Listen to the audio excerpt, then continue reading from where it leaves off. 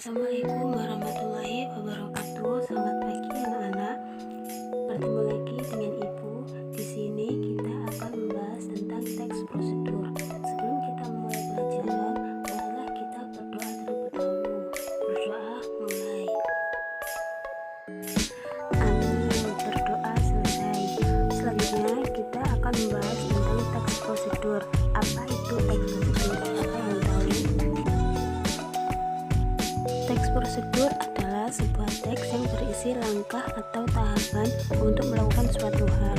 Teks prosedur menjelaskan cara membuat atau mengerjakan sesuatu dengan langkah-langkah terstruktur.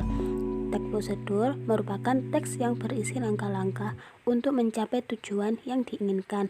Menurut KBBI, prosedur adalah tahapan kegiatan untuk menyelesaikan suatu aktivitas.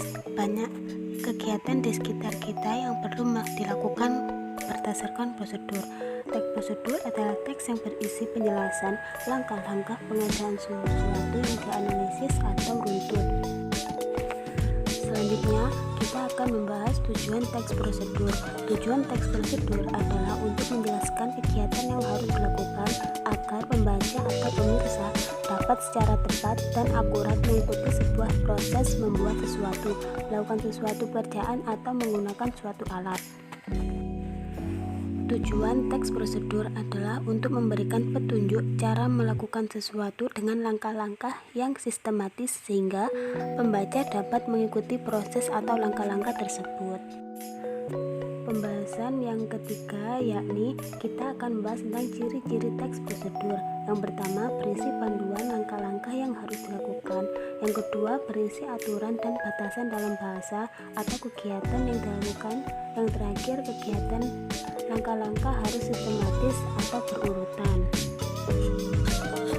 Kemudian untuk materi yang terakhir di sini Ibu akan membahas tentang jenis-jenis teks prosedur. Untuk jenis-jenis teks prosedur yang pertama yakni prosedur membuat sesuatu. Prosedur membuat sesuatu yakni teks prosedur yang berisi langkah-langkah membuat sesuatu barang. Intinya, hasil teks prosedur ini berupa suatu produk. Contohnya teks prosedur membuat nasi goreng atau mie goreng. Kemudian yang kedua yakni prosedur menggunakan alat. Teks prosedur menggunakan alat merupakan teks prosedur yang memandu pembaca untuk dapat memainkan alat atau menggunakan alat. Contohnya memainkan angklung atau cara memainkan gendang. Dan untuk jenis yang terakhir yakni prosedur melakukan sesuatu. Teks prosedur yang melakukan sesuatu merupakan teks prosedur yang mengandung pembaca untuk melakukan sesuatu kegiatan. Contohnya cara menari piring.